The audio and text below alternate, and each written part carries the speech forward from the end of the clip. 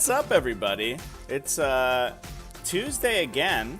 Let's talk about some Tyranids and some Warhammer 40,000s and do all that stuff that we normally do on Tuesday. I hope everyone had a really good weekend. I certainly did. You might notice my voice a little bit here. I'm a little worn out right now, so this may be potentially the least focused edition of Tactical Tuesday ever recorded or live streamed, because I am kind of still recovering over from the weekend over at Motor City Mayhem. I commentated with Lyle there from Death of Glory Wargaming all 9 games of the event over Friday, Saturday, and Sunday. It was a super duper good time. I had a super awesome time, and I hope people who watched the coverage from the event enjoyed the commentary that Lyle and I were able to bring. I think it was, I think it really spruced up the live stream over there from Death or Glory. You can find that live stream at the Death or Glory Wargaming YouTube channel. I believe it's also available for Death or Glory subscribers over on their Twitch channel as well. But it's all live on YouTube right now, and it's just Death or Glory if you search it in the YouTube bar. In fact, why don't I throw a nice link in chat here for everyone. There you go. You can go watch all those videos right there, and that's pretty cool. Dustin Finn plays 20th at MCM. Congratulations, Dustin. 20th is a pretty big deal. Out of 180 people, 20th is freaking insane. But as you may or may not have heard, Tyranids won it in, I think, in the face of the Errata. The Errata was not used for the event because it was, it was released the morning of. There was some consternation from players and viewers in the stream as to why that the Errata wasn't being implemented. And to that I can only say, there are rules blocks for a reason. It would have been pretty silly, I think, to use an Errata that close to the beginning of the event. And it's just, unfortunately, wherever an Errata gets placed, unless it got released like on Monday or something, which maybe GW should consider doing, because it definitely kind of threw a pall over the entirety of the event, just because we were watching, unnerfed Tyranid lists go at it while knowing exactly what the nerfs to them were going to be. So it was a little bit weird. I could see GW maybe moving to shove those to Monday instead of Friday, but it did affect a lot of the, smaller events than not super major level events that don't have a rules cutoff. And I know that there were a lot of people, at least in my local area, there were several RTTs that went down over the weekend, and that used the new FAQ, and I think we're pretty happy for it. So yeah, anyway, pretty cool.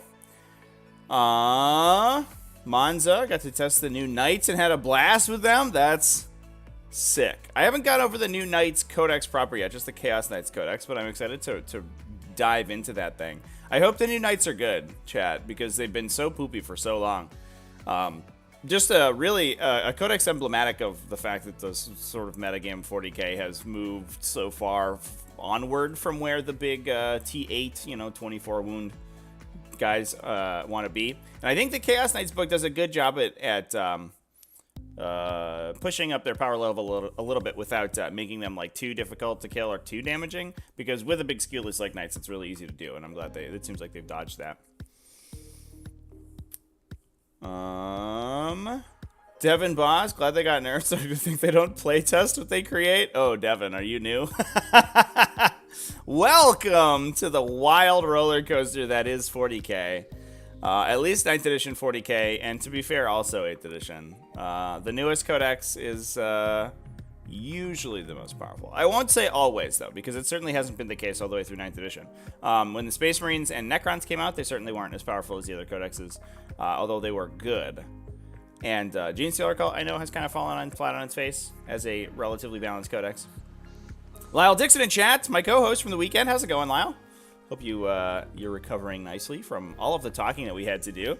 I was describing to somebody talking for 27 consecutive hours over for a weekend, or at least in 9-hour chunks, and how it's pretty wild. Oh, Devin, you are new? Okay. Yeah, well, that is the paradigm, generally speaking. And, you know, as much as it sucks, right? You know, it's like, come on, G-Dub, what are you doing? Can we not have the game be like this? I mean, it is what they do. And we can give them credit where credit is due, which is that the Tyranid Codex, the 9th Tyranid Codex, has not been unaddressed for too long. One thing that we did see was, for example, the Custodes and Tau codexes were in an unerrated state for like 3 months, and that was brutal. If you weren't playing an army that could contend with them, which ended up being Tyranids at the beginning, or at least against Custodes, and then sort of moving on, when Eldari came out, they were able to fight against those armies. You really had very little of a chance, and that was unfortunate. But at least the Tyranid Codex, we got an Errata very shortly. And we can talk a little bit about, I think, some of the maybe knock-on effects I think we're going to get from this Errata. One of the things that I do want to talk about, as well as a little bit of a recap from the Motor City Mayhem, and I think I had the finals game open earlier, so I can just kind of have it going. Maybe I lost it because I'm good at losing things. Oh no, I just navigated off it. One of the knock-on effects, I think, from the Motor City Mayhem was the interesting list that ended up winning it. So here is the live stream. And we had over here, this isn't going to work, my overlay's in the way. We'll just make it smaller. There you go. We had over here on the right-hand side of the table was our eventual winner, who was Charlie Andre. And I do want to give huge congrats to Charlie for taking down the event. Obviously, you know, 9 games of 40k. And I don't believe he went undefeated. I think he went 8-1, but still made the top cut.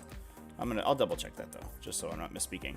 And that's, you know, impressive in and of itself. And then being able to get through the top 8 games alone is very good. And I know that he wasn't feeling well, especially through the finals game, and so that was, I think, kind of a marathon effort for Charlie specifically. And at the end there, I think he had literally just played for every point that he could. Oh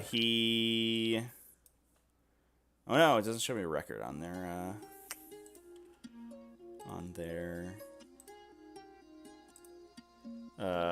thing here. It looks like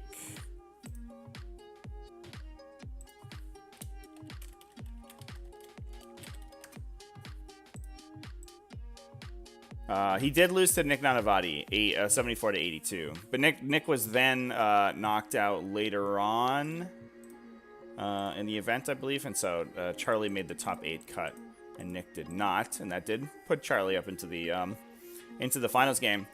So it was definitely kind of Herculean concentration for Charlie. And it seemed like the tenor of the game was that he was literally just making, you know, the game actions that made the most sense at the time without really considering an overall strategy, because his brain was absolutely frazzled. And I know he had to take a break at one point, and he was sort of sitting down the entire game and really just trying to focus his mind as much as possible. And at the end there, his opponent told him that he'd won, and he wasn't sure he believed it by 2 points. Now, the cool thing that I do want to point out here is that the list that Charlie played was one that is relatively untouched by the Errata, which is kind of sick. And so if I were to guess, this would be a direction that Tyranid lists post-Errata would be going. So he played Hive Fleet Kraken as opposed to Hive Fleet Leviathan, and he beat several Hive Fleet Leviathan lists on his way through the top 8. Although he played a very close game with Monik Gudimani, I think that Monik's double Harpies had a pretty good shot to table him, but unfortunately Monik timed out during that game.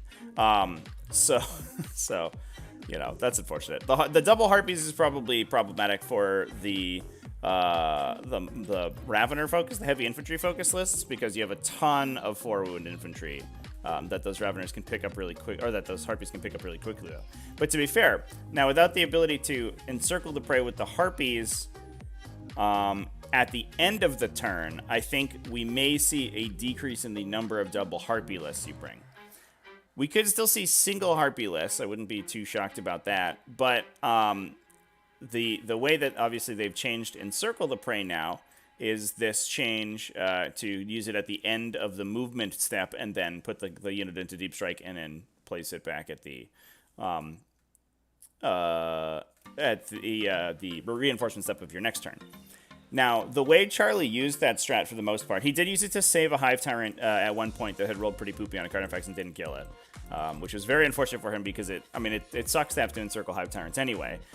But it meant that the Hive Tyrant didn't get killed by Maliceptors the subsequent turn. I wonder if we can get that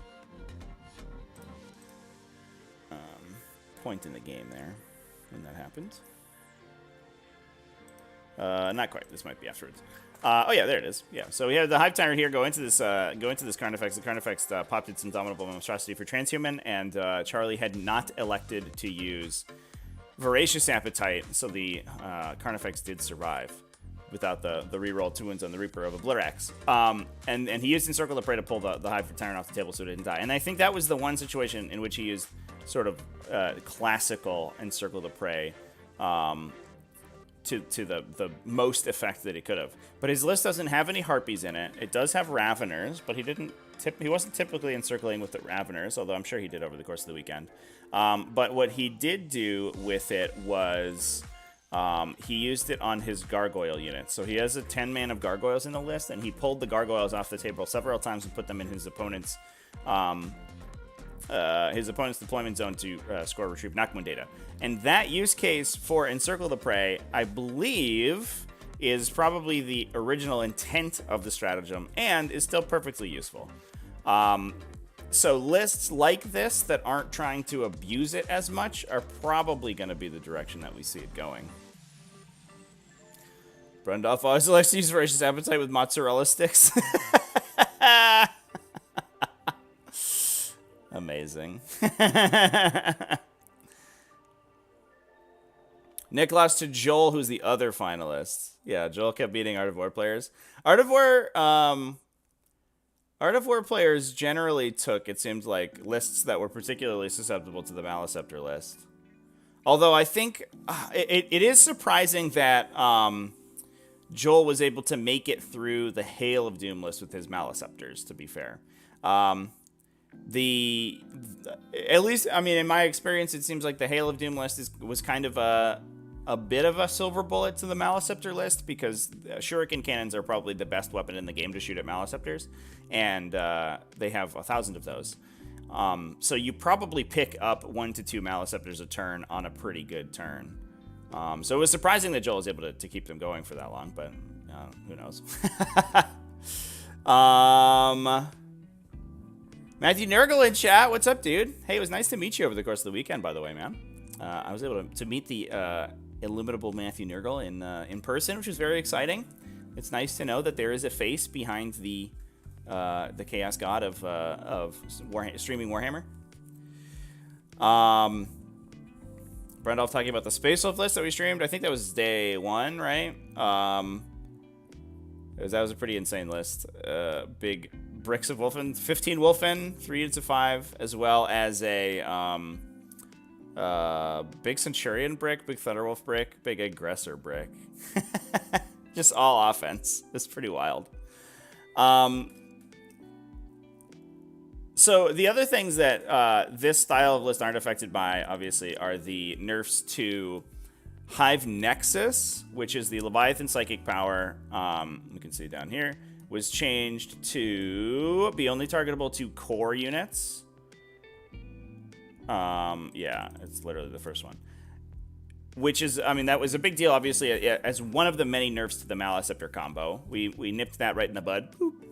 No more Maliceptor combo, because you can't target the Maliceptor with that. But it also makes Hive Fleet Leviathan significantly less effective across the board. One of the things that I realized immediately while I was driving home from Motor City Mayhem was that this Errata has unfortunately, I think, maybe put Harry Dan firmly in his grave. And part of the reason for that is this change to core unit for Hive Nexus. Previously, that was basically the only synergy. Besides that, and you could encircle Harry Dan, obviously, which is very good. You could Indomitable Monstrosity Harry Dan, also very good. But other than that, it was, it's psychic powers and synaptic imperatives that are synergistic with him, because he's not going to get a high fleet adaptation in a 2,000-point game because you can't fit enough Lords of War in your army. And a lot of the core unit, focused auras, the synaptic link auras, can't be targeted on him. So I was kind of excited to give a try to a Leviathan list that was going to Hive Nexus buffs onto him, either exploding 6s to hit or a 4+ invulnerable save. Either of those is pretty powerful on that guy. And then you could potentially encircle him. And not only does encircle work differently, but also you can't target it with Hive Nexus. So poor Harry Dan can literally just be transhumaned, I think, is the only piece of technology you have with him. And then you get your normal synaptic imperatives, but that's it. Oh my god. So frustrating. I'm very sad for Harry Dan. I'll probably give him a play at one point just to see how it goes, but man, I am not sure that guy has what it takes anymore, which is too bad. But fortunately, if you build a list, outside of a different Hive fleet that doesn't even worry about Hive Nexus because it's Leviathan only, you don't even care about that nerf. And this does use Hive Fleet Kraken. It seemed a lot of the times that Charlie was swapping out of his D3 plus 3-inch advance for Hive Fleet Kraken. And using the adaptive traits he has available to him. I know he used the +1 to charge at least once. And that was really interesting to me because it meant that he was going to be dumping a lot of his CP into using opportunistic advance a lot of times, because you don't really, you don't care about what your advance roll is if it's just +8, regardless. So I think the big benefit of this list is that it can, use that opportunistic advance to project its threat range much farther than the Hive Fleet Leviathan list can. And if you're in a situation like we saw at Motor City Mayhem, where the terrain is relatively favorable for a passive game plan, you can use that threat range. A Ravener unit moves 20 inches before charging with opportunistic advance, and the Winged Hive Tyrant moves 25. So you can project threat from the terrain in your deployment zone, across the midline of the table. So you can be fighting over the middle objectives with enough firepower to probably clear the objectives out every turn. We found in the Charioted Mirror match that it did get a little bit tough, and several times Charlie was not able to clear out the middle. But none of that is obviously contingent on these changes. He did have the Maleceptor combo in his list, but Sans Hive Nexus, the only part of the combo that it lost was the synergy with the Maleceptor Synaptic Imperative, defining a psychic power as taking a power manifest, which was an open question, to be fair, before the FAQ confirmed it. And some places played that it didn't, and some places played that it did. I had ruled it after some hefty debate in the Discord server for the T5S2 events that we run over there, the TacticalTortoise events. I was playing it that it did eat a cast, so this isn't a big change there. But the sort of core of the Maleceptor combo is that Hive Nexus to get them the +1 over the course of the Psychic phase, but it seems like Charlie has sort of proven to us that you don't need that. And without the ability to cast a third time, which is probably only targetable to one Maleceptor, you only really lose a potential of 3 mortal wounds over the course of the Psychic phase. And that's not that big of a deal. So I think the Maleceptors in this list, and the way Charlie was playing them was very defensive. He used them just sort of to protect his core base. So he would pick a terrain feature, he would build a bunker around the terrain feature, and literally just have the Maleceptor sit behind it and kill anything that came up to engage into him. And then he would use his gargoyles and his faster units to run for objectives with opportunistic advance. He would take the objective and then pass the clock and say go. And he would force his opponent into the threat ranges of the Maleceptors and the Raveners and stuff like that. Yeah, none of this has been changed by the FAQ, at all. So... So I have to imagine, now people are looking at these alternative Hive fleets besides Hive Fleet Leviathan a little bit harder, that alongside to the nerfs to Hive Fleet Leviathan, we probably see these other lists being taken. And something focusing on these faster units like Raveners, I think, is definitely probably in the books quite a bit.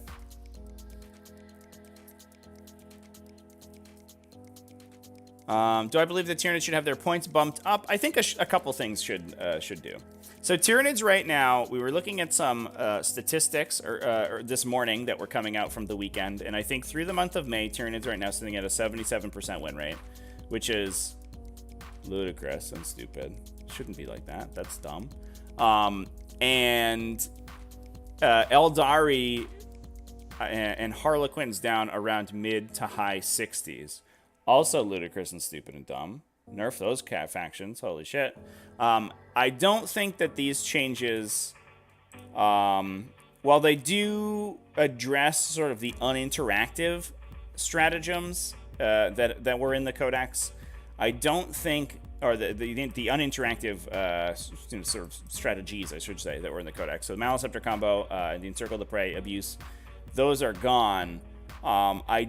I think that just pushed the Tyranid Codex those last couple percentage points, but I don't think that's the core of why the Codex is good. So I think we see Tyranids probably drop to something a little bit more reasonable, like a 65% win rate, which is, I mean, I say it's reasonable, but it's still too high. That's stupidly high. So we need to cut points in the faction elsewhere. I think that, even Sans, the Encircle the Prey synergy, you could pump up the points cost of Harpies still. You can probably still play 1 to 2 Harpies in your list just as a big piece of fire support, and there are some factions that literally can't deal with them and will die. And that's not good. They're too efficient for the number of attacks that they have.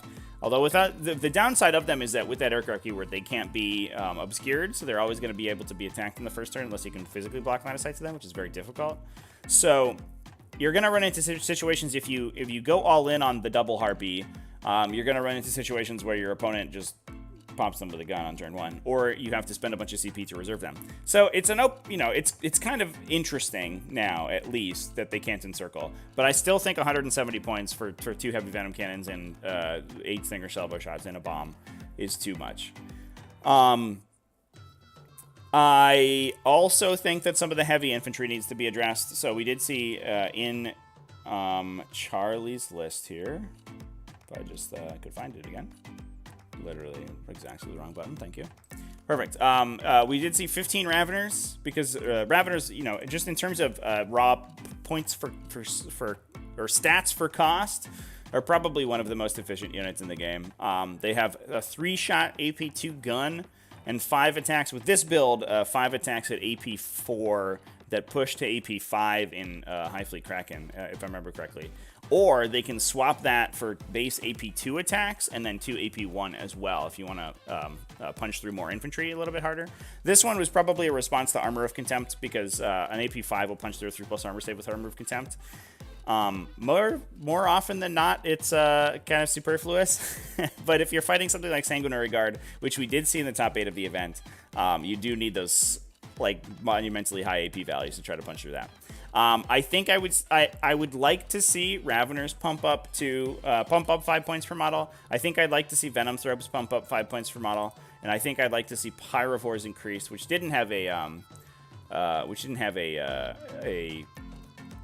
representation here, but I think that was mostly because all of these players were using all their elite slots on Maleceptors, which you maybe don't do anymore.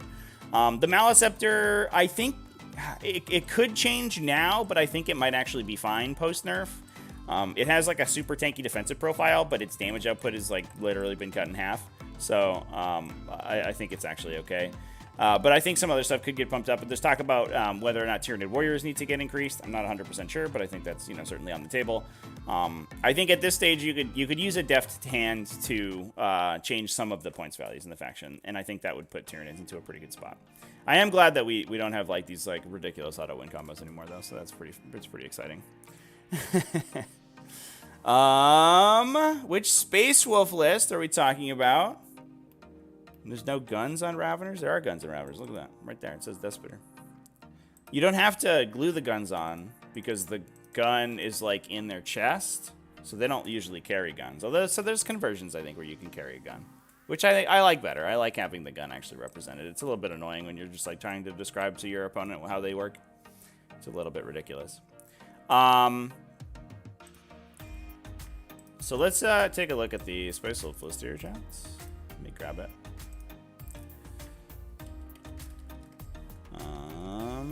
That was Samuel Dayton, I believe. Ah, nailed it. I nailed it. And we can grab the, I bet we can grab the game as well.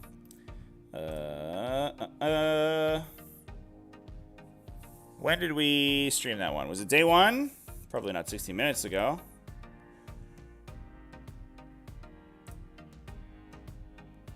This is AdMac versus Grey Knights. Pretty interesting matchup. Here it is. All right, chat. Look at this game state. So this is Samuel Dayton. He's playing Space Wolves versus Luke Carrington's Dark Angels. The Dark Angels with 30 Deathwing Terminators.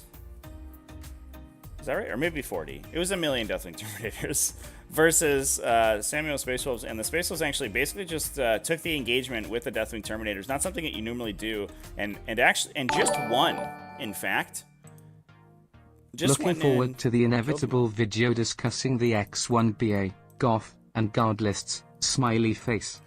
Lyle, you're reading my mind here, man, because I think that was on this. That's on the docket for this week. Especially, you know, because we got to see them in action as well. I think talking about those lists is going to be super cool. But we can take a look at the list itself. This will do this. Here we go. You can put it over that side. Good job. Nailed it. And then you come over here. Ah, look at that. Efficiency in my screen usage. I love it. So it's a battalion detachment. It's using a Space Wolf Successor combo. So Whirlwind of Rage, Born Hero. So you keep your +1 on the charge. You don't get it being charged, but you do get it charging, which is fine.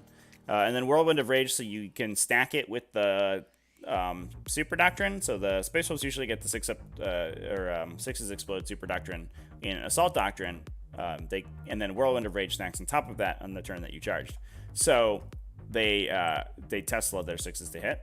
So if you're rolling a 3+ to hit, which oftentimes is buffed, so even if you have a Thunderhammer, right, you're rolling a 3+ to hit, you should convert 100% of your attacks on average. You know, so if you have 5 Thunderhammer swings, you're going to roll 1 6, 2 misses, and 2 hits, and then the 6 adds 2 more hits, so you will have hit all 5 times. Or you will have generated a total of 5 hits there. So that's pretty cool. And that's Kyria Draxis, who I kind of love, but she's very good in aggressive lists because she has an offensive fight last. So if you're taking an Imperial Inquisitor, it's kind of worth spending up the extra points for her. And then we also have an additional fight last in the Phobos Librarian, who has Murderous Hurricane. So I believe if you're not wholly within a terrain feature, then you fight last. And then we have a Chaplain on Bike with Armor of Rust, so a 3rd fight last effect. So literally all 3 characters bringing fight lasts. And that's a big benefit of the Space Wolves army when it comes to trying to play the fight phase manipulation, because it's very difficult to engage profitably into a Space Wolves army. You know, you have a lot of... that kind of freaked me out there for a sec. You have a lot of heroic interventions going off. You have the potential 6-inch heroic intervention from the strat, plus the characters as well. And then you have, obviously the units don't get it because you've removed your chapter tactic for the successor chapter. And then you just have a bunch of things to punish your opponent for coming into you, or block interrupts with the fight lasts.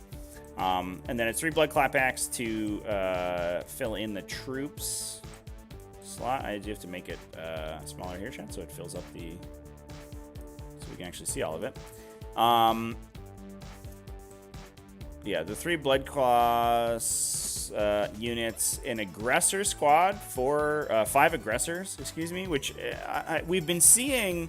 A lot of lists were bringing sort of one-offs of aggressors, which I'm actually interested to see in the future.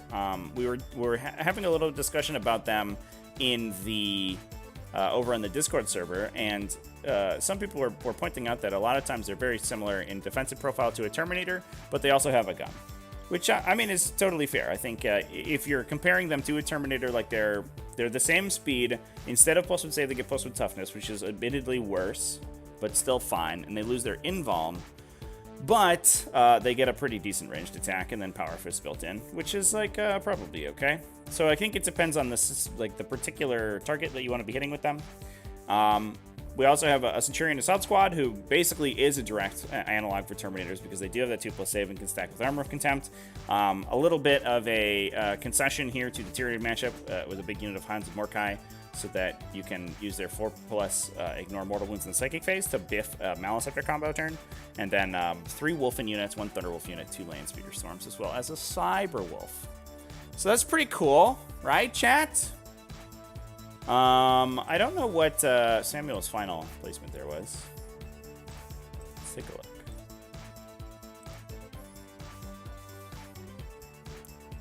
So he won. He lost round 5 and round 4. Oh, that's too bad.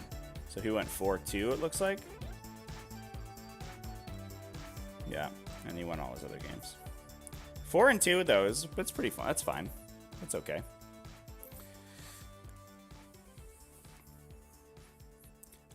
Jeremy Kipp, thanks for making informational videos. Yeah, no problem, dude. That's what I do. What are my opinions on DAC effects with 2 Venom Cannons? That's a good question. Do Carnifexes still have the ability to take 2 Venom Cannons? I was under the impression that their upgrade was worded differently and they couldn't.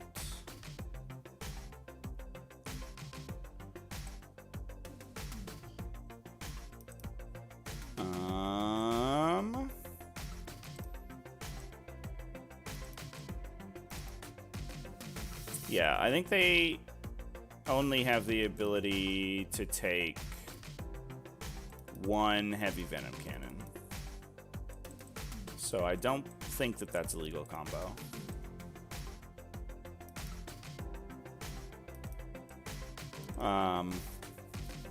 You can have 2 of their Silent Talons replaced with 1 heavy venom cannon, but I don't know if that's a repeatable upgrade. It seems like the intention is that it's not, so I would be... It's unlike the Hive Tyrant, because I think the Hive Tyrant had a different wording. Let's take a look here. I should probably be looking at this on the screen, I guess. Did they have the thing updated in Wikipedia so far? Yeah, so the Hive Tyrant replaced 2 different weapon sets with heavy venom cannons, and the Carnifex has 1 option to replace 2 Scything Talons. So I think it would be kind of a stretch to assume that you can do the 1 option twice. Especially since you can say, it says that you can replace 2 Scything Talons with the Stranglethorn Cannon.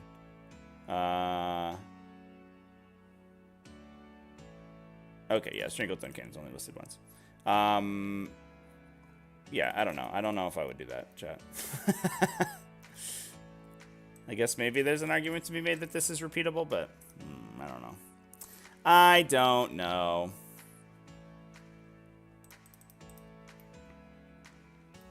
To be fair, though, I think that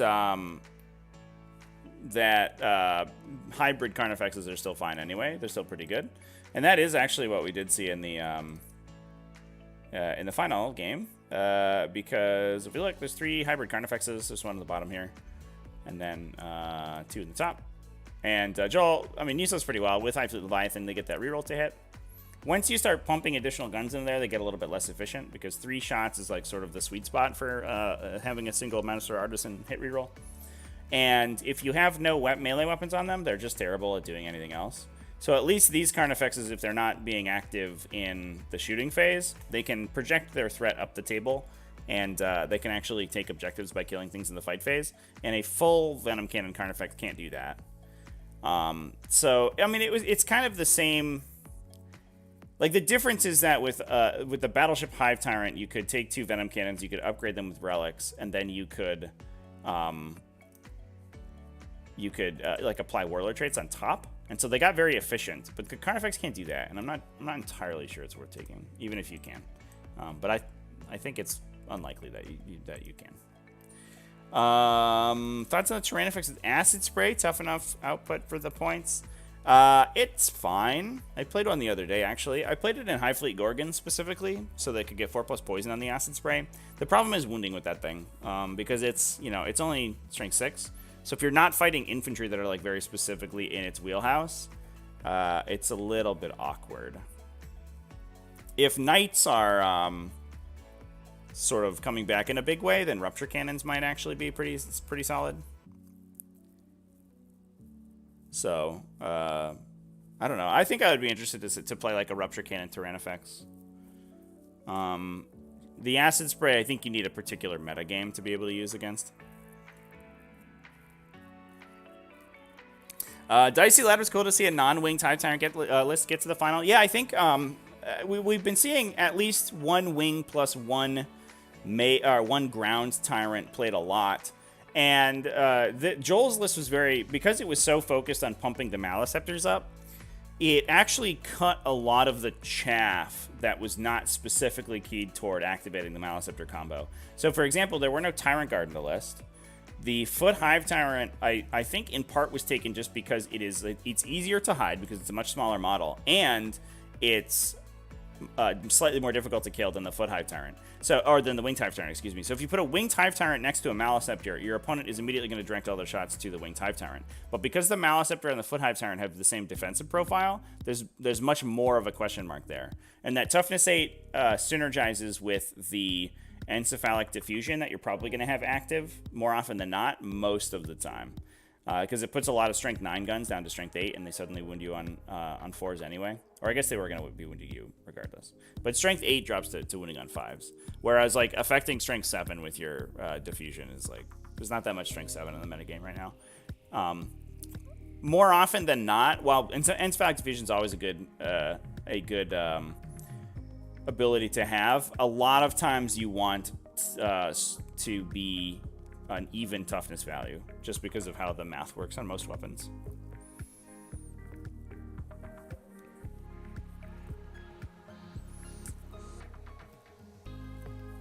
Aiden Peterson convinced that there has to be a Deathwatch answer to Tyranids. That's a good question. I don't know how well Deathwatch manages that matchup. Because right now the Deathwatch list is basically entirely the Army of Renown. If you're playing Deathwatch, you're almost always in the Kill Team Strike Force. And I don't know if they have the volume of attacks to get through Tyranids right now. They're really good at killing. Well, maybe it's fine. But you end up having to, because Tyranids have these units that are just like sort of boatloads of ablative wounds. Like a Ravener unit is just like 20 wounds for no reason. So you end up having to blow your Specialism Extremist, a 3 CP strat, to kill like a tiny like idiot unit of dummies. Like if you like burn a Flamer drop pod and your Specialism Extremist to kill like 5 warriors or something, it's like feels super bad because the points trade is just not there. And I think that's a problem for Deathwatch right now. Deathwatch, it is funny because I think 8th edition Deathwatch would have probably just ripped Tyranids in pieces. But that's because their entire army had 2+ poison, so it's a little bit different. I would have agreed with you there, I think, if it was the previous version. I might be playing Deathwatch if they still had 2+ poison, to be honest, chat, because I think that list is really cool.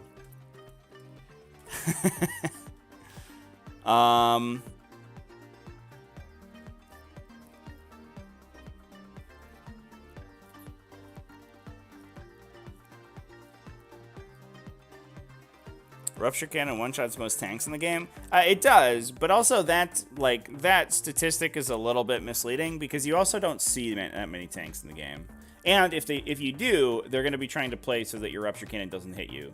And I think that's one of the things that people forget about a lot of these Tyranid super damage range combos. You're like, hey, I have like 1,000,000 Venom Cannons, or the Battleship Tyrant or whatever. And 90% of the time, you were shooting the stuff that was getting killed by Maliceptors anyway. Because your opponent just, they see that you put so much effort into keeping your stuff alive. You just don't attack them. They're just like, all right, I'll hide behind a wall. And you're like, no, my Rupture Cannon doesn't do anything. So I think that's a little bit sad.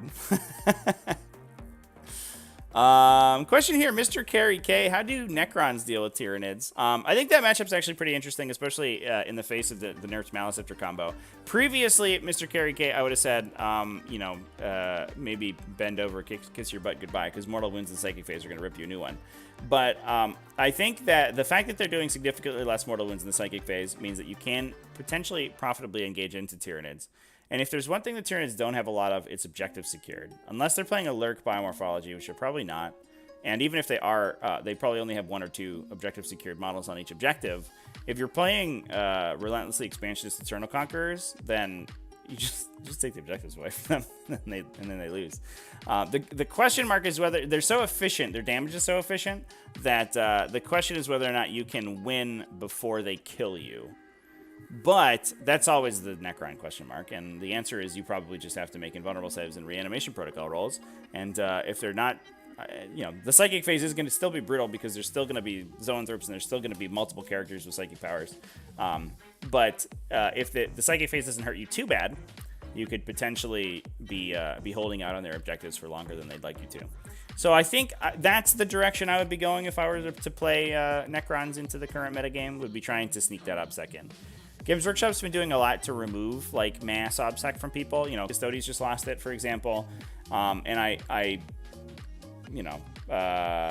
we see Grey Knights with less Grandmaster Nemesis Dread Knights. They're playing more Interceptors with less access to their Rights of War equivalent.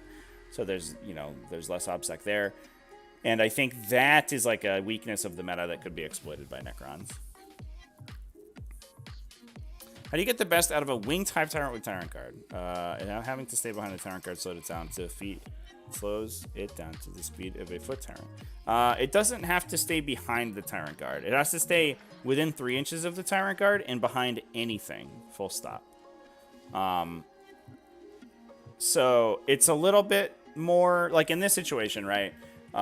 You could see here, get my telestrator going. So like we have these buildings here, right? So typically you would put the Tyrant Guard in the corner of the building in the early game so they can't be attacked. And then within 3 inches of them, you would put the Hive Tyrant himself. So he's actually projecting threat, out to here, basically, within overrun range back to where he wants to be. Which is appreciable. It doesn't sneak into your opponent's like objectives, but it does keep them off the center of the table and force them to consider if they want to go in there. And that's almost entirely uninteractable. And then you just need a unit to stand in front of that guy. So you need warriors or Maliceptors in this case, or another Hive Tyrant. All of those will work. And you do that until the game states at such a place where you can move forward. And we actually did see Eric actually just peeled his Hive Tyrant forward 1 turn and used that turn to springboard up. So he went in with the Hive Tyrant. He played the Hive Tyrant. He played the Tyrant Guard aggressively. He screened them with the Raveners. So these are his Raveners right here. He put the Tyrant Guard in the center of the table alongside a Maliceptor. And then he killed this Maliceptor with the Hive Tyrant and then just consolidated back to within 3 of the Tyrant Guard. And at that stage of the game, his opponent no longer had the volume of attacks to kill the Tyrant Guard and also the Hive Tyrant. So the Hive Tyrant was going to be safe regardless. The real time in which you have to keep the Tyrant Guard alive is really early game, where your opponent has like the most selection of targets that they'll have over the course of the game. That's when the Tyrant Guard have to be very safe to keep the Hive Tyrant active in the mid to late game. But as soon as you get into a situation like this, the Tyrant Guard can run up into the middle, they can just fight, and the Hive Tyrant just stands next to them. And that's usually fine. Especially since Joel's list was predicated on doing Mortal Wounds in the Psychic Phase, which you have to go to the closest unit. So you can one of the big downsides of the Maliceptor combo is that it does do like crippling damage, but you get to decide where the damage goes, because you can put different models in the way. So in this case, it was going to go into Raveners, which for points per wound are like super efficient, before it goes into Tyrant Guard, which means the regular gunshots have to go into the Tyrant Guard, which means once the Tyrant Guard are gone, there's no more regular gunshots to actually kill the Hive Tyrant, so he's going to survive regardless. And that's what I have to say about Tyrant Guard.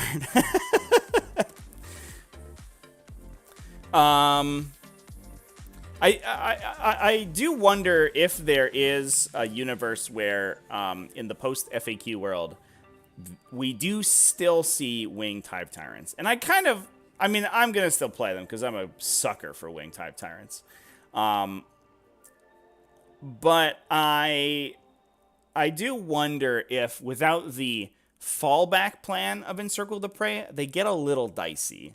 You basically have to fall back on the same math that 8th edition Hive Tyrants did in order to trigger their overrun and run away, except that you don't have the fight twice that you used to have. So previously it was, if the Hive Tyrant would go into something with the intention of killing it and running away. If dice said no and it didn't kill it, you had Encircle the Prey to go into the sky. In the previous version, if dice said no and you didn't kill it, you had a fight twice to try to kill it a second time. Now you have neither of those things. So there's it gets a little sketchy, I think, to run winged Hive Tyrants, and especially multiple. I would be a little bit worried about running multiple because you can't protect 2 of them. So at the very least, I think the second winged Hive Tyrant gets pulled, and most lists go to winged plus foot. And I wonder if we're gonna see in the future more lists go to single winged or to single foot, maybe, like Joel's list here. But the winged Hive Tyrant, it's so fast, it's so cool. I don't know. I would play it regardless. So I mean, that's another potential change that we could see from this Tyranid FAQ. But I'd like to hear from chat a little bit. Are there any lists that, now the Tyranids have been changed, are there any lists that you're excited to play? I know I, for one, I always feel a little bit weird if I'm playing suboptimal lists, and I felt like I had to pull my punches when I was playing the Tyranid Codex because I didn't want to play, I didn't want to play Double Heartbeat and Circle, and I didn't really, past the first couple times I played it, I didn't love playing just Maleceptor combos and stuff, and just shoehorning myself into Hive Leviathan, and so I'm kind of excited that maybe we can experiment more with Kraken, experiment more with Lurk biomorphologies, and there's a little bit more flexibility in the faction. Jonathan DeLeo played a game versus Custodians of the new FAQ. Opponent heroically intervened with a Telemon into a winged Hive Tyrant, knowing it would die, just to tie the overrun up. There you go. You gotta watch out for that heroic intervention strap. That is a good way to lose winged Hive Tyrants. And I do think that if there were 2 potential turning points of this game, one of them I think was this interaction we saw a little bit earlier here, this game specifically, where the winged Hive Tyrant went into a Carnifex, didn't kill it, and was forced to encircle. I guess that was a turn earlier. Yeah, right here. And that was a really big deal because the winged Hive Tyrant was a to the last, so you can't gamble on its life. And it ended up encircling, so it didn't do anything the subsequent turn. So it could have potentially knocked a Maleceptor out early. We also had an interrupt that was really, or a fight on death from Joel that I think he misplayed. It was from this winged Hive Tyrant here. All this stuff went into the winged Hive Tyrant. But the only thing holding the center objective from Death Leaper that was objective secured was a Tyranid Warrior. And he could have fight on death and killed the Tyranid Warrior, and then the Death Leaper would have taken the objective. And he didn't do that, and Joel and Charlie scored Stranglehold. And at the time, I think that seems like a fine play because with the benefit of hindsight, obviously, you can call it a misplay. We did call it out at the time, I think. But killing more Raveners and dealing more raw damage over the course, over the entirety of your opponent's army, rather than spending 2 CP to kill 1 warrior, definitely feels better. But every one of those points matters, and especially for a secondary like Stranglehold that you can only score 5 times. If you block one of those scores, then those are points that Charlie would never have gotten back.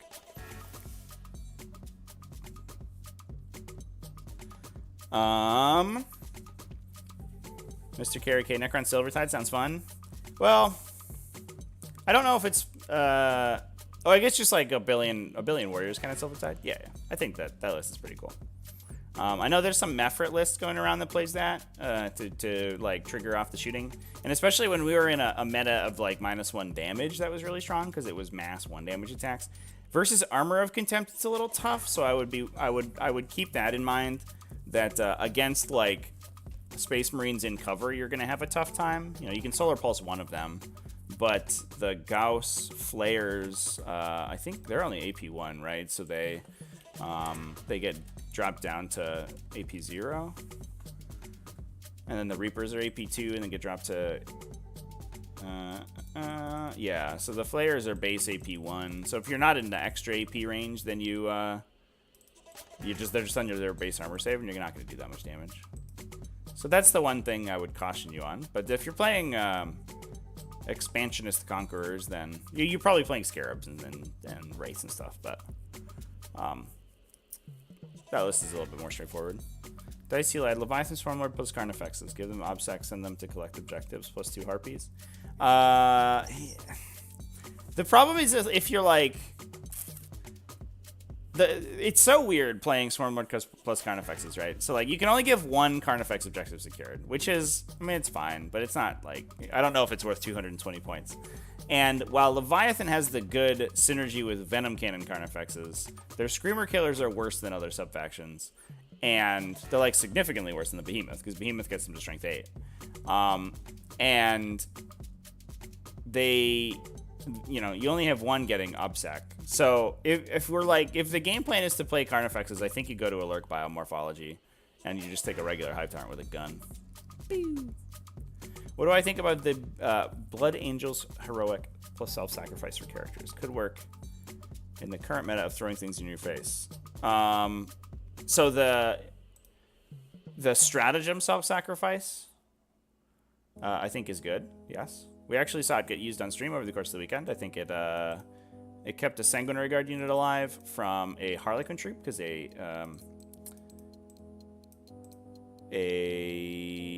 librarian went in and self-sacrificed a bunch of attacks away.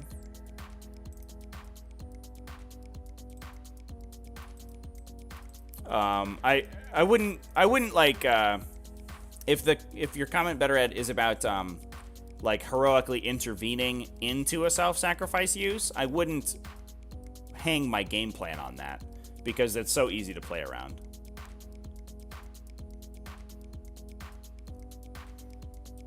Chris Bardsley switched to Kraken, thinking of running Swarmy and Winged Hive Tyrant instead of 2 Winged Hive Tyrants. I do like Swarmy and Kraken. As much as Foot Hive Tyrants are good at shooting, if you have guns elsewhere in the list, and I know Charlie in this list had a Haruspex, which I think you could turn into an Exocrine potentially.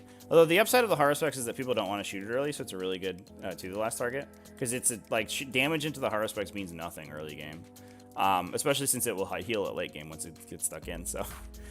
Although it did do basically no damage, which is very sad. It was just a big boatload of wounds. I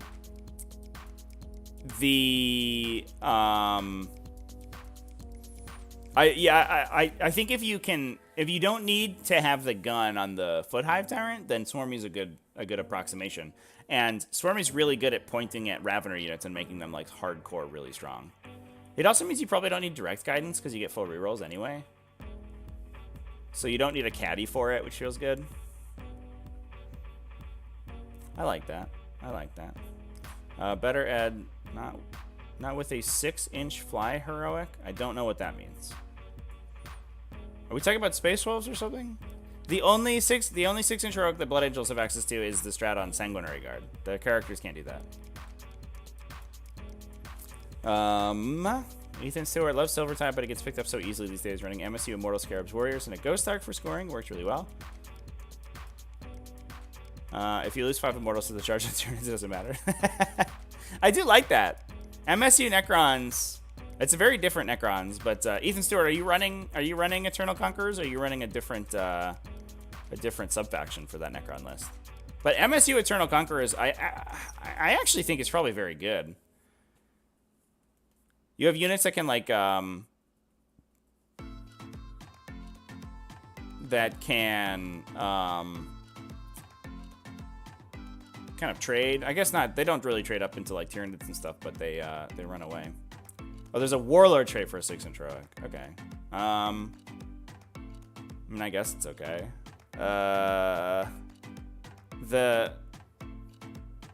The fly keyword doesn't work on heroic interventions, so I would watch out for that. It only works when you're making like charge phase movement or actual charge movements. Any opinions on Kronos? Helps negate Armor of Contempt or gives you lurk table. Yeah, I like it for the lurk table. I think like as in Tyranids, most of your damage comes out of melee, so I think if you're looking for like +1 AP effects, Kraken's better. But like the +1 AP on the guns is like fine, but it doesn't always apply because it's only half range. But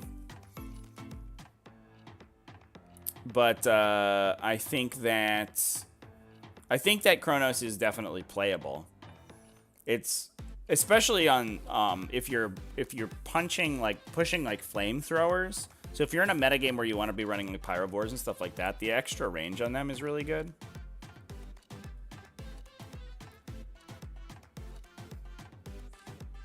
Monix said he was going to start playing Kronos. Yeah, I think he, I believe, if I remember correctly, that's their Warlord trait.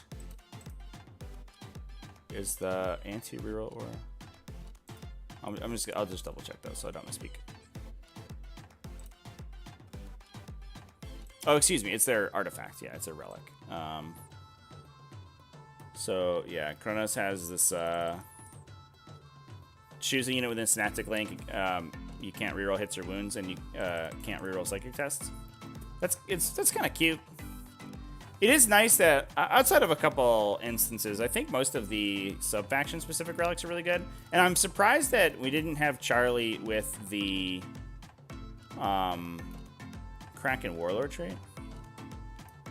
The Kraken relic is fine, but it's defensive instead of offensive, which is not as good. But I didn't see him with one step ahead, which is kind of one of the big reasons you take that. Yeah, I think that's like a perfectly fine relic. And especially since it's Synaptic Link, it pushes like anywhere on the table, basically. It just doesn't work.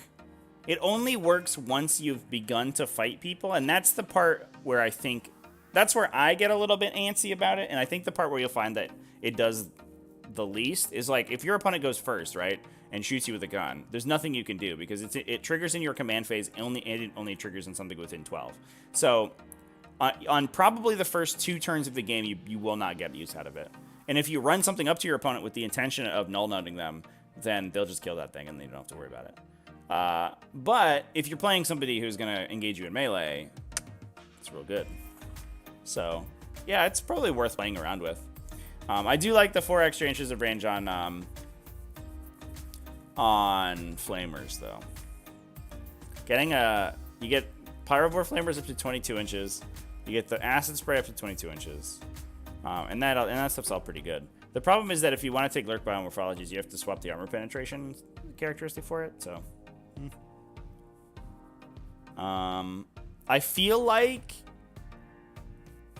it's okay, but I have there's like a universe I think where you end up in just in Gorgon or Kraken or something.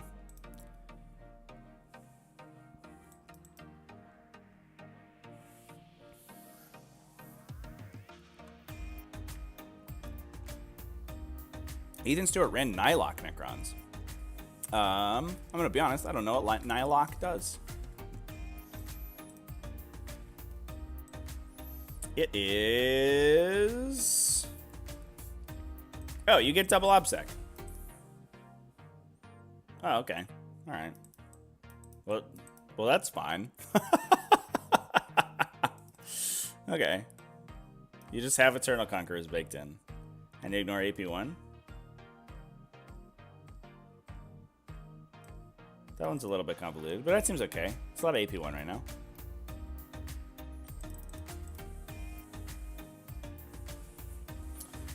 Jonathan DeLeo tried the relic on a parasite. Got to go second, and it didn't pop off until turn 2. Yeah.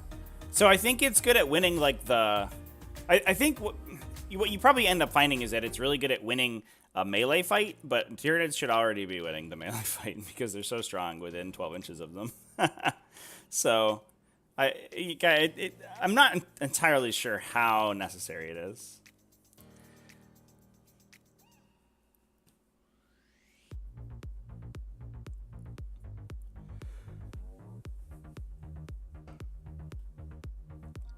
How about Jormungandr to use a deep strike shot to deploy behind enemy lines and do spore nodes? I don't hate that, although that, like, now you can, or, I mean, it's not now, you could always do this, but because your encircle isn't being, like, used anywhere, you can just do it on your gargoyles. The downside is that there's some counterplay because your opponent knows it's coming. Like, if they screen you, you could just, like, go somewhere else. Or you don't have the opportunity to push for a turn because it has to come in the subsequent turn. But I think that's what we're going to be seeing a lot. It's probably, if you want those action secondaries, either Spore Nodes or Retreat Back Knockwind data, then we're probably going to be seeing Gargoyles doing it. I don't think you need Jormungandr to do that. The one thing I do like with Jormungandr is deep striking card effects on people. But I don't know how good it is. I think it's really funny.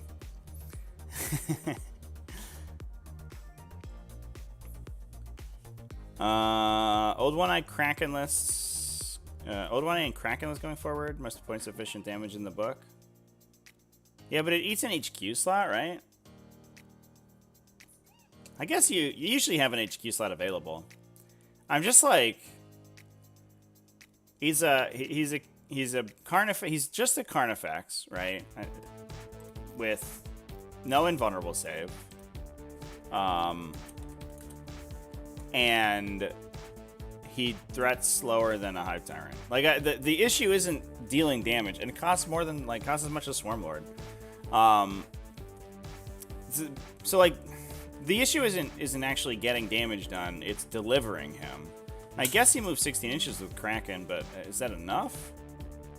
I guess if you run him with a Winged Hive Tyrant, but that feels pretty eggs and baskety. I mean, it's probably worth trying. I would be surprised if he ends up being worth 220 points in every game, though.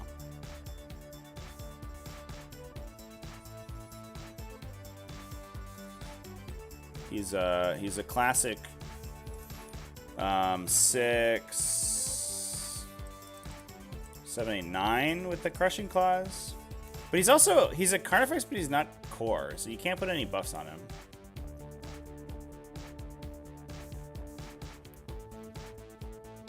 I do like that he buffs Carnifexes for +1 to hit, not just in melee, so he just direct guidances a one Carnifex within 9. But it's also not Synaptic Link, so like the Carnifexes have to stand near him, and they can't flank out, which is really, really good at. I don't know. He's very good at melee, that's for sure. But for 220 points for this guy who threats lower than a character who is like, who costs 15 points less, I'm like, I don't know. Whatever.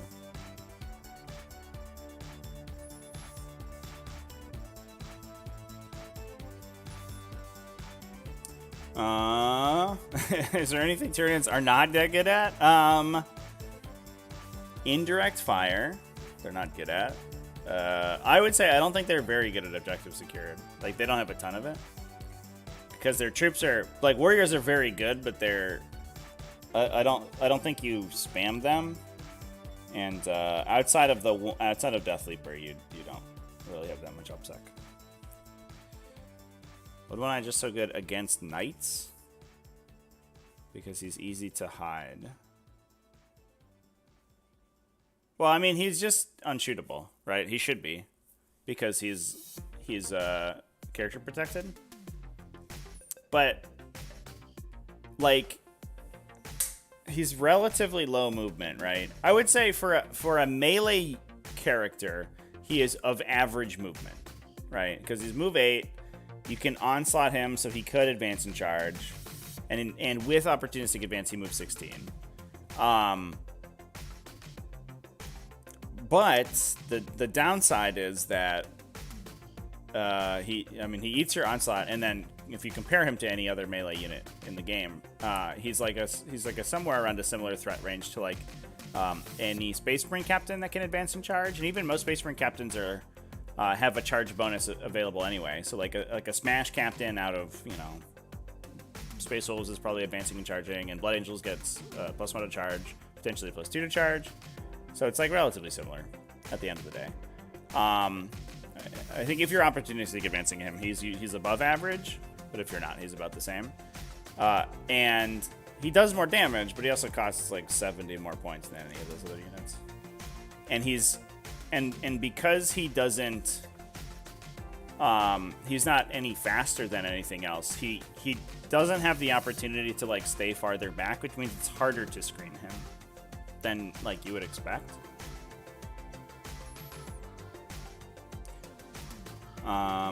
So yeah, I mean, he seems fine. Like, I think. Question: is there anything Tyranids are bad at? Answer: losing. You're not wrong. 77% win rate.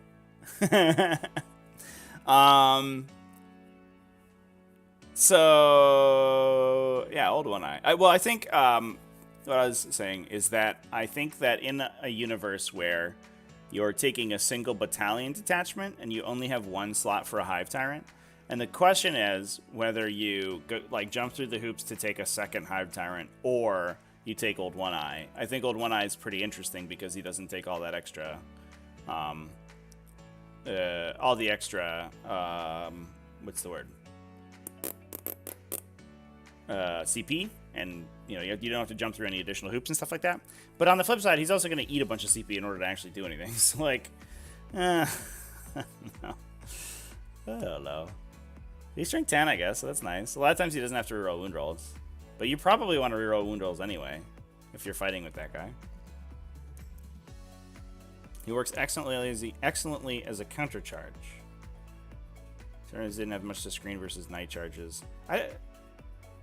Are the new knights powerful enough that you have to tech specifically against them? I haven't looked at their book at all, so that would actually surprise me. And if they are, I mean, the things that I would be worried about were knights shooting you to death, not like knights charging you and fighting. Because like, if a knight charges you and fights you, then you just charge him with your entire army and he's gonna be dead. So like you know, you're like, aha, if this knight player takes their lancer and charges me turn 1, I'll be able to kill him with Old One Eye. And like, sure, but you could kill him with anything because he's directly next to your entire army. Like, he's just gonna be dead. You don't need to like tech the specific Carnifex to kill them. Tyrants are with 2 CP on Rule of Cool. Kelsey, you're not wrong. Absolutely.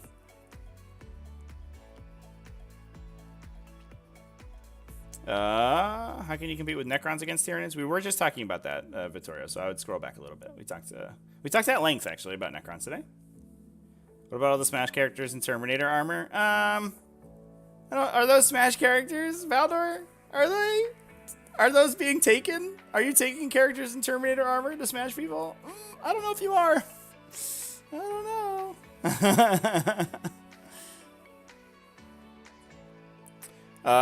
Following up on Heroic Intervention not working with Fly, isn't Heroic Intervention a normal move? No, it's not. It just moves you. Yeah, Fly doesn't let you go over stuff in Heroic Intervention.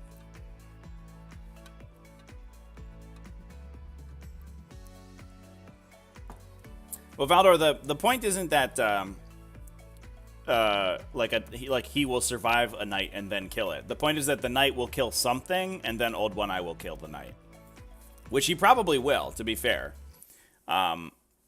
But for like a 220 point thing that moves 8 inches, I would hope he would do a lot of damage to a knight because he doesn't do anything else.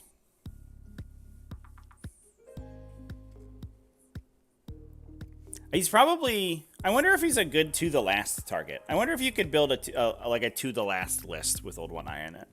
Because in that list, in Charlie Andre's list, he had that horror specs to be to the last, which to be fair is much more difficult to kill than Old One Eye. But also, he can be attacked early game. So if your opponent like gets the upper hand on him, you can shoot him. But Old One Eye is just like chilling in the back and like, whatever.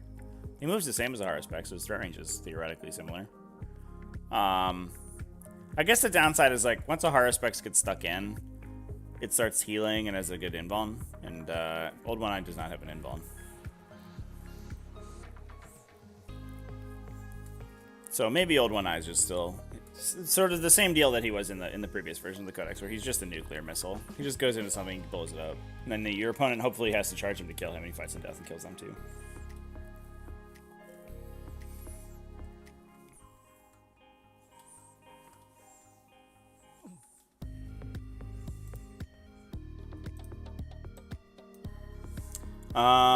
What are Tyranids supposed to do in the face of 12 mortar teams plus a quad mortar? Make their armor saves, I think, is the game plan. I mean, that is an interesting question, because like a lot of Tyranid stuff is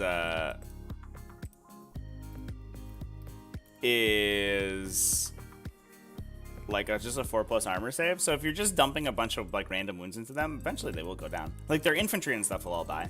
The Carnifexes and the monsters and stuff will take a little bit of damage, but you're mostly worried about losing all of your objectives secured and stuff like that. But also, the 12 mortar teams and quad mortars are also not fighting you in the middle, so you're probably scoring more points than they are. This fly does let you move over models with heroic intervention. I'm telling you that it does not, chat. It's here, we can look at the rules specifically. You ready? You ready, chat? Here you go. When you make a normal move, advance, or fall back, you can move over models in their bases as if they were not there. Okay, cool. Then we go to heroic intervention. And then heroic intervention just says you move a model 3 inches. It's not a normal move. It's not a fallback. It's not a charge. There is a thing over charge here, but that's specifically for charge moves, because it says when your unit makes a charge move, you can move through stuff. But a heroic intervention is not a charge move. It's not a normal move, so it's not affected by that rule. Just to be clear. For real. Tyrant is amazing with the relic sword. Yep. Yeah, Reaper of Obliterax is a hell of a drug for sure.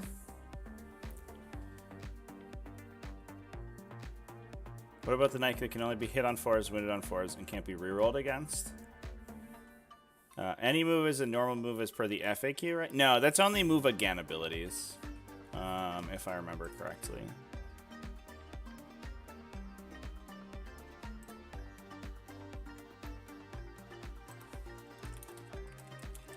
I think it's an ability that doesn't specify.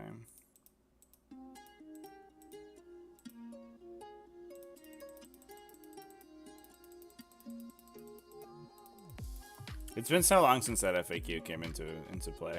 I don't remember what it says.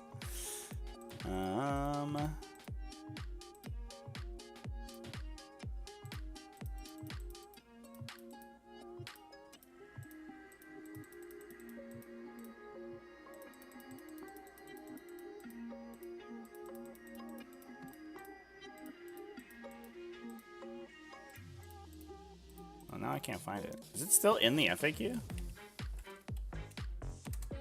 To Warhammer community, save us, Warhammer community.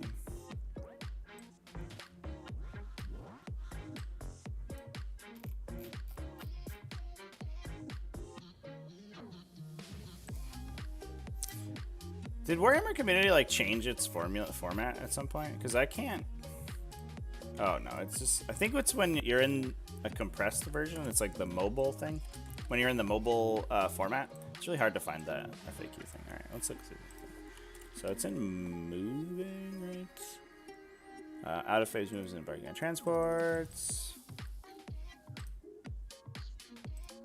Difficult ground, blah blah blah. Reposition stuff. Just for breakout, moving through models.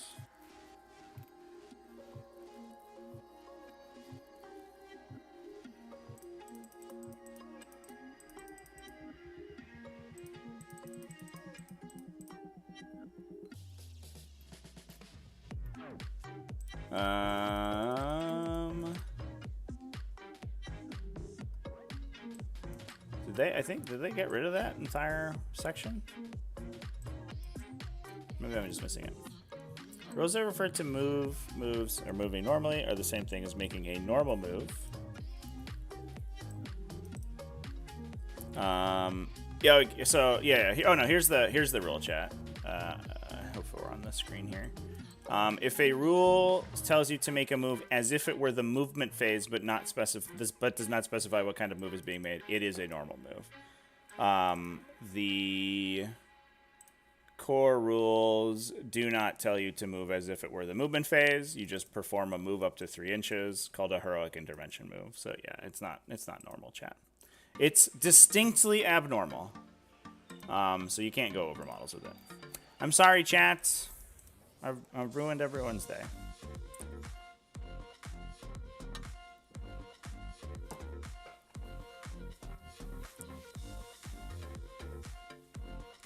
Heard that the new guard book is very scary. Oh no. Well, I mean, it's a new book, right? So it is what it is. You can sort of expect that coming. Prefer one step ahead and Maw Claws over Shard Gullet on the Walkrent. Maw Claws? I like Reaper on the Walkrent. I understand that pick. But Maw Claws you're never gonna trigger more than once. So like why we have that? Why are we doing that? Why not Maw Claws on the Flyrant if you have both, and then Reaper on the Walkrent?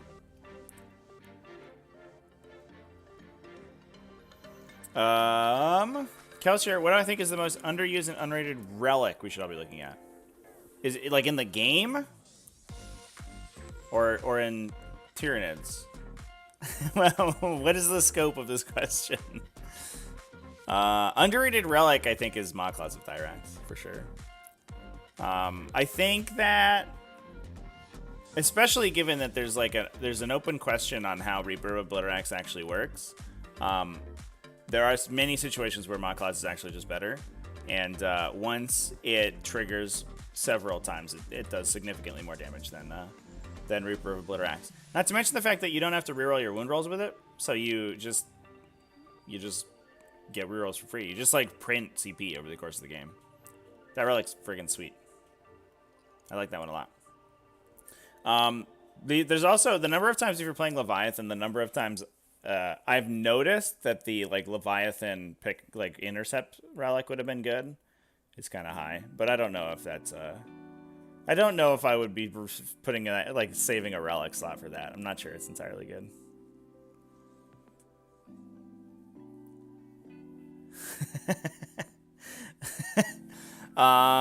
We need to rename Walkrent because it sounds terrible. What if we just call them Hive Tyrant and Winged Hive Tyrant? Like is on their data sheets. That's bad. It's not good. What would be an alternate name for Walkrent? How about I don't know. A Hikerent. What's the argument for Maw Claws on the Flyrant and Reaper on the Walker? So Maw Claws, it deals more damage the more things you kill with the Flyrant, right? With the a Freudian slip there, because you should always have enough Flyrant. It deals more damage over the course of the game the more things you destroy with the unit that's carrying it.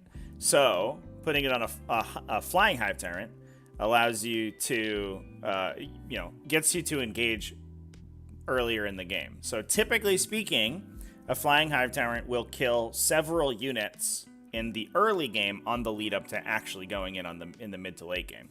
So like for this game, like immediately, right? For example, the Maw Claw guy, assuming that and I actually think the Maw Claw guy gets automatic full reroll, so he actually he might have a slightly better chance of actually killing this Carnifex than the Reaper did, without use of Voracious Appetite.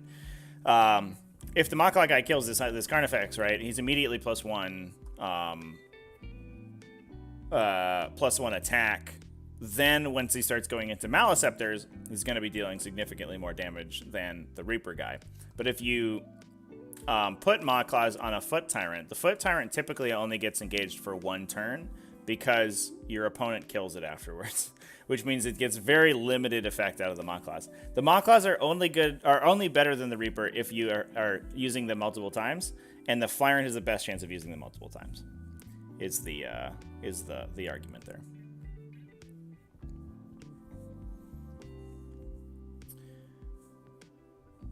A run rent? A Hive Tyrant? I kind of like a Tyrant. He's also smaller than a winged Hive Tyrant, so it makes total sense. Love it. Kelsey, you're putting a preceptic note on a Tervigon to give it an answer against deep strikes and drop pods. I love that. That's sick. I think the awkward part about that relic is that I think it's best when you're trying to screen out like a retrieve knockwind data. So like Eldar players, I think would friggin' hate that relic, right? Because they have to like worry about friggin' cloud strikes and Bahara throwing around, and if you could just shoot that dude with every time he comes down, he'll just die immediately. The awkward part is if you're hitting like a big unit with armor of contempt that's coming out of nowhere, you have a pretty good chance of bouncing, I think, especially if they put themselves in a defensible position.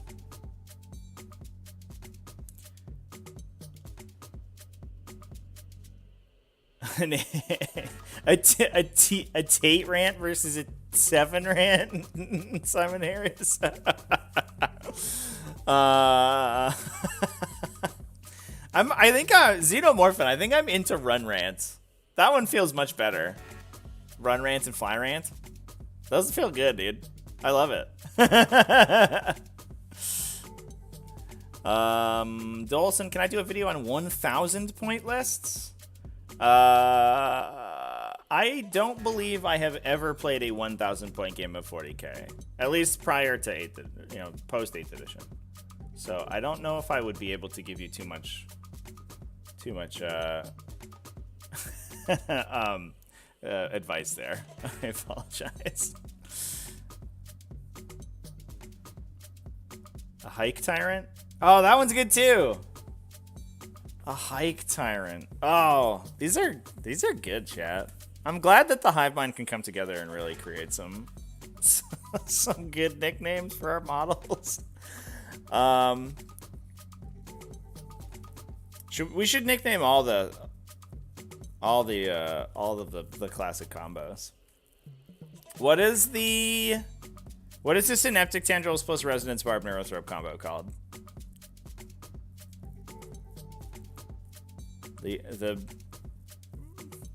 The Adderall bug. It was on a Tervigon when Battleship Tyrant was a thing, so you could choose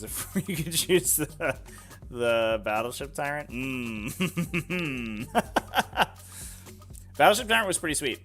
I never got to play the combo where you took the 2 heavy venom cannons and you took Pathogenesis, which I think would have been, after people told me about it, I was like, I get that. That makes total sense. You have like so many floating rerolls. If you're like perfectly adapted plus the Pathogenesis reroll plus the Leviathan reroll, you're almost full rerolling your gunshots with the extra range. You lose the extra AP. The AP is what really matters for a Shard Gullet, but you get extra resilience on your reliability on your attacks, and that feels pretty okay. The Barbathrope, it's okay. I like that one. All right, what else should we talk about, chat? I did warn you. This is probably going to be the least focused, maybe the most casual Tactical Tuesday we've done in a while, because I am still recovering from this weekend. I literally rolled out of a nap about 3 minutes before the stream started, because I was just I'm still catching up on sleep. I was working this morning, so I was doing some other stuff and then just ran out of energy.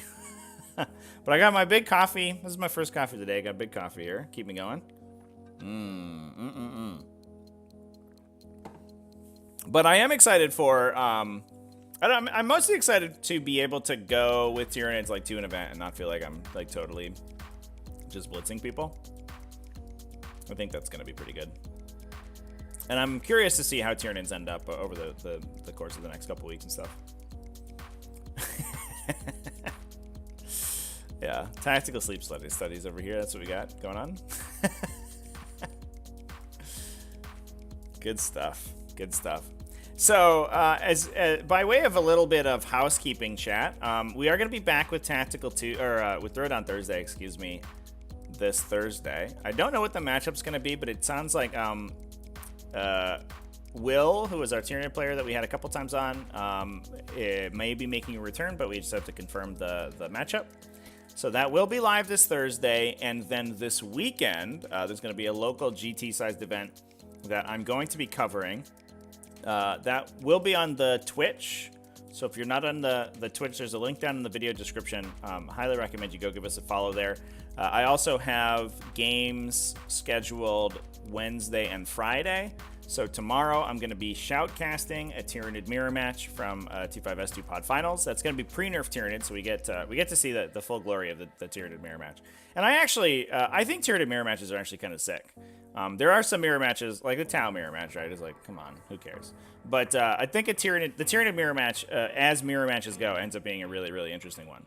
So I am excited to shoutcast that one. That is going to be, I believe, at 3 p.m. U.S. Eastern Time tomorrow. And then at 2 p.m. U.S. Eastern Time, I have a game on Friday. So we're going to be streaming all week on Twitch as well, on top of the Thursday game. Do I think the Forge World bows will get new data slates? Like new data sheets? No, I don't think so. The intention has been made relatively clear to make the to keep the Imperial Armor Compendium kind of like unupdated, which sucks, but it is what it is. I think the Forge World Tyranids right now, Sans, Crusher Stampede are largely unplayable. I actually think Sky Slasher Swarms are kind of sick because they like are just small. You can like run them places. I think that's pretty fine, but I don't love them. What are my opinions on the Tervigon? I've not played one much before. I ran one recently with a 20 Termagant unit and it claimed one side of the board. Opponent didn't know what to do about it. Did they try shooting it with guns? Because that's pretty good. It usually works pretty well. I don't think the Tervigon is particular, or I think the Tervigon is more viable than the Termagants that you would run with it. So I actually think that like Tervigon alone is probably fine, but the Termagants are like the weak spot. So I think I just wouldn't play Termagants with the Tervigon. I think you would just get the 10 that she poops out when she hits the table, and then you just like go from there. But their profile's really good for what you get. They're a little pricey. I think they're like they're 190, right? Off the top. But you can build them to be a super tank. Yeah, 215. You can, so that, you know, they're 17 wounds. The downside is that they have determined that you can't Dermic Symbiose them, which I think it might be the nail in the coffin for this unit, unfortunately, because I think a lot of the previous builds were kind of relying on Dermic Symbiosis to give it that invulnerable save, but it's still not the easiest thing to kill, and you can give it the 5+ damage ignore roll, and Gorgon can make it toughness 9, I believe, and you can even, like, in, you know, it's a 2+ save, so it usually gets saves. You can perfectly adapt it in Leviathan, and it's Synapse, so it's a perma-transhuman, so it gets a reroll once per battle round on a saving throw. So that combined with, like, the 5+ damage ignore is pretty strong. You can take the, if you have other ways to make it tanky, you can take the OBSEC Warlord trait on it, and that's pretty okay. But I also think that, yeah, I don't know. I think Tervigon's pretty alright. They put some of the first round of shooting as a Termagant and left the 5 alive, brought back 10 the next turn. He was like, yeah, nah. That's interesting. So at least my experience has been, and maybe this is because I'm playing Tyranids right now, if the Termagants are in a position to affect the game, they're also in a position to be killed. So like a Termagant unit, a big Termagant unit is gonna like run to an objective and take it and be like, haha, here's 1 billion OBSEC models in the objective. And you're like, okay, cool. And then you shoot them and you kill a bunch of them. And then you charge them and they're all dead. And then you don't get to regenerate any of them. And, you know, not every faction can do that, so maybe I'm biased, but I don't know if that's like particularly viable, you know, if that's particularly consistent, I should say.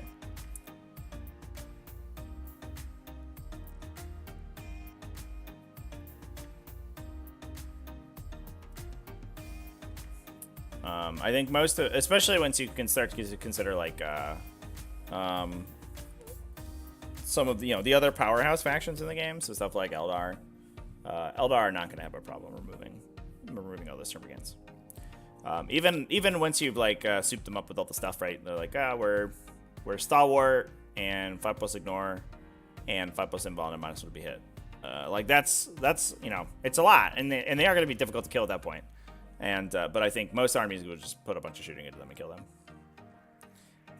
And for the price, like for 215 points for 90 termagants, I don't know if it's worth that cost, because you could be taking a lot of other things that are similarly difficult to kill, but that also do a bunch of damage to your opponent. Termagants don't do any damage. Like, you know, I think that the question you have to ask yourself is like whether or not all those 30 termagants are hard to kill, or like 8 warriors are more difficult to kill. And like 30 termagants are 30 wounds, right? And are better against damage ignore rolls, or against multi-damage attacks. But warriors, 8 warriors are 24 wounds, but with higher toughness and a higher save. And yeah, I don't know. She's a 145-point unit. Yeah. Except it's not really a 70-point refund, because the unit she gives you is not very good, right? It's a termagant unit, which is probably shouldn't be 70 points by itself, and also doesn't have objective secured. So it's like, it's a really crappy termagant unit. So you know, I don't know if you can be like, aha, it's not, she doesn't give you a 70-point refund, because that's not a unit you would be paying 70 points for to begin with. But on the flip side, it is a free unit. So if you consider the Tervigon as, you know, not a 145-point unit that gives you a bunch of termagants that you pay for, but as a 215-point unit that, you know, is a Tervigon with 10 termagants, that feels much more reasonable. I like the termagants getting popped out. This is the other instance of that weird question mark of whether or not those termagants can be moved the turn that they pop out. And to be honest, if they can move, I think they're pretty good, especially because they can do actions the turn that they spawn. So because it's in your command phase, right? Yeah. You can spawn them 6 inches forward and then move them. So if she's in the midline of the table, you can retrieve Knockmoon data with that unit almost immediately, which is like pretty sick. So there's a lot of use cases for that Termagant unit. I really like the Termagant unit. I kind of wish that it was like embarked,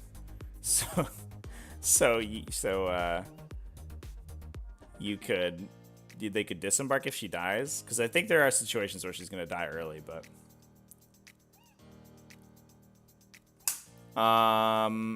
the question isn't whether or not they can. The question isn't not whether or not they can move in the same phase. It's whether or not they can move at all, because it's unclear whether or not they're reinforcements. And it's the same problem with the Harpy, and it's weird that they didn't cover this in the FAQ, right? So the Harpy, when it spawns its Spore Mines, it sets up a new unit of Spore Mines on the table.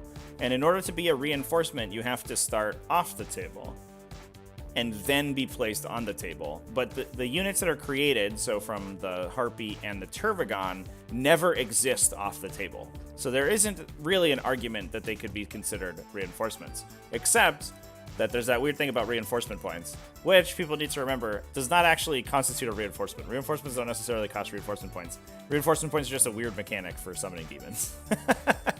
So it's like kind of a mess. And rules as written, they are not reinforcements, but that also allows you to move your Harpy bombs when you place them. And that is probably unintended. So it's like, It's like really weird and stupid. Fabled little guy units. You've spawned saved for from a 0 on primary because you restored a squad with OBSEC and spawned 10 onto an objective. Well, you can't do both, right? Oh, like you rolled a 10 onto a unit that had objective secured. Yeah, okay, I get you. I'm with you now, if that is what you're saying.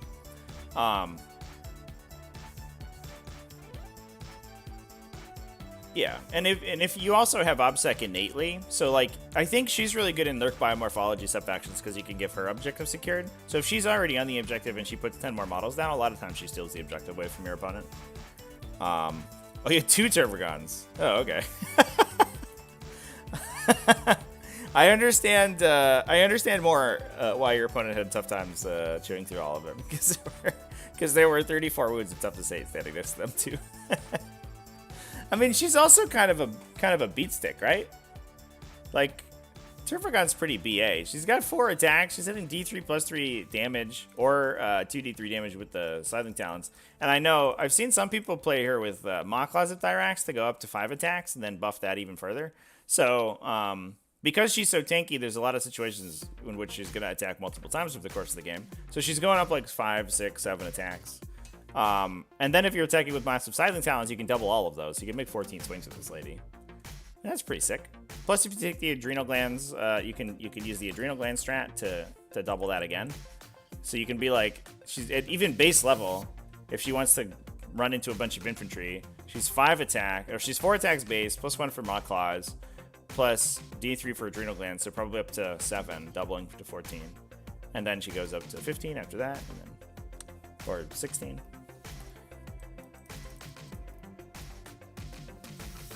Yeah, I certainly don't hate the Tervigon. I just, I'm not sure about Gant Carpet as an archetype. But, I don't know, maybe I'm willing to be proven wrong. It is a little bit weird, because it feels like you do have to do it in Leviathan so you can get Hive Nexus, but then you lose all of the like damage buffs that Gants can get access to. So like High Fleet Gorgon, you don't get High Fleet Chronos. Like those are all the ways that like you make them actually trade for models.